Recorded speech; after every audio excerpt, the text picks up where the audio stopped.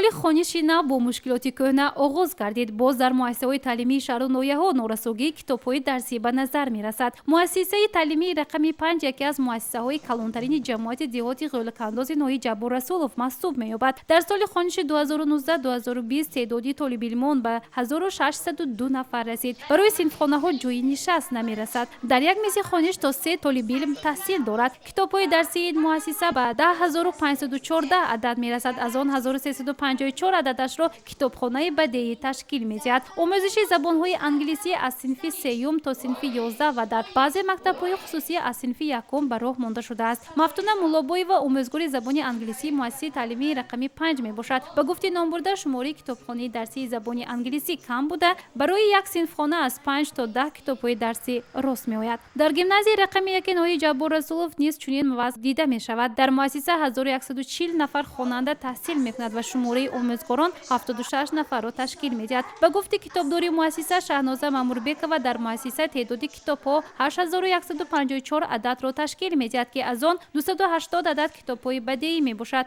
مؤسسه مذکور سال روان به 3000 عدد کتاب‌های درسی احتیاج دارد که اساساً نورسوگی‌های کتاب‌های الگبر، گیومتری، زبان انگلیسی، بوتانیکا به نظر می‌رسد.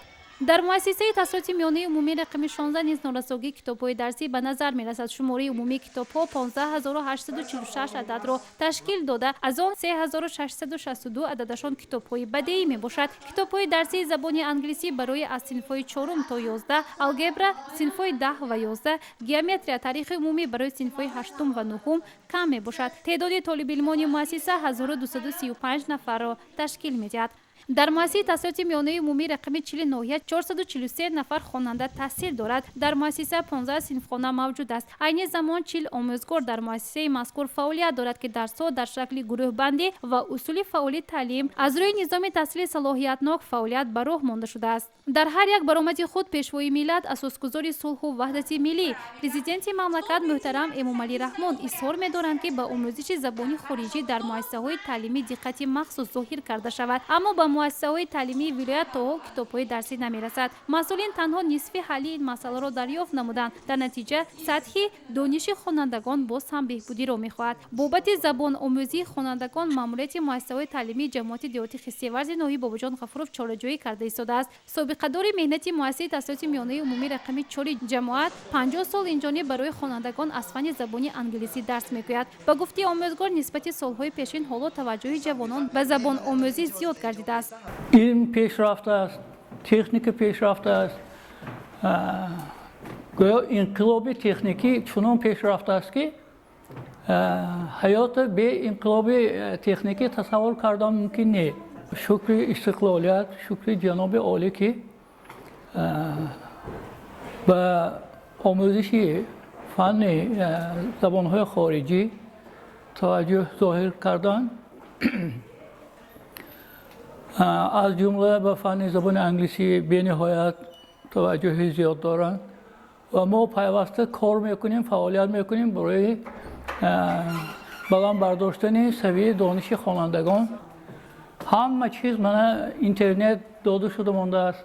آنچه ما کتاب یافته نمیتونیم پیوسته اینترنت به پیوست شده ساده ما دریافت میکنیم و یگان مشکلی نمیکشیم. پیشتر این خیلی شرایط‌ها مهیا نبود، اینترنت نبود. در این مؤسسه صنفخانه لینگافونی از فن زبان انگلیسی گشوده شده با تمام تجهیزات‌ها مجهزانیده شده است. خوانندگان درس‌های خود را با استفاده از تکنولوژی نوین و پروژکتور و کامپیوترها گذرانیده ایستاده است. در مؤسسه ما موافق برنامه دولتی آموزش زبان روسی انگلیسی یک کابینت زبان انگلیسی مجهز گردان شده است که از طرف سمیت مؤسسه خریداری کرده شده. بین آموزگاران درس‌ها با اصول فعال تعلیم و در کابینت گذرانده می شود. یکی از مؤسسه‌های کلانترین مقیاس ولایت سوخت این مکتب پنجم میباشد. در این دبستان زیاد از 2500 نفر خوانندگان در 2 بست تحصیل میکنند. مؤسسه تعلیمی میانه عمومی رقم 5 با داخلشوی دانشجویانش به دانشگاه‌های طبی مشهور است. هرچند از فن‌های دقیق پرزورند، همزمان وابسته به زبان آموزی خوانندگان دقت مخصوص دادند. در مؤسسه ما یک چند چاره‌بینی‌ها، یک چند کارها به سامان رسانیده شده ایستاده است. سال سپری شده تحصیل خوانندگان муассисаи мо бобоева танзила ва собирова мижгона дар озмуни фанни миқёси вилоят иштирок намуда аз фанҳои забони русӣ ва забони англисӣ ҷойҳои якумро ишғол намуданд. забономӯзии хонандагон дар мактабҳои миёна ин замина барои давом додани фаъолият ва дохилшавӣ ба донишгоҳҳои олӣ мебошад. муассисаи таҳсилоти миёнаи умумии рақами 54 ҷамоати деҳоти хиссиеварз низ ин гуфторро сармашқи кори худ ҳисобида пай дар пай чораҷӯӣ карда истоданд. хонандагон дар дарсҳои хориҷӣ гурӯҳбандӣ гардида бо усули фаъоли таълим мегузаронанд. шарту шароит муҳайёст, аммо то куҷо хонандагон онро истифода мебаранд. дар ду ноҳия ду вазъ аст. новобаста аз ин мушкилот, хонандагони болаёқат кӯшиш мекунанд ки забони хориҷиро омӯхта номбардори халқу миллат гарданд.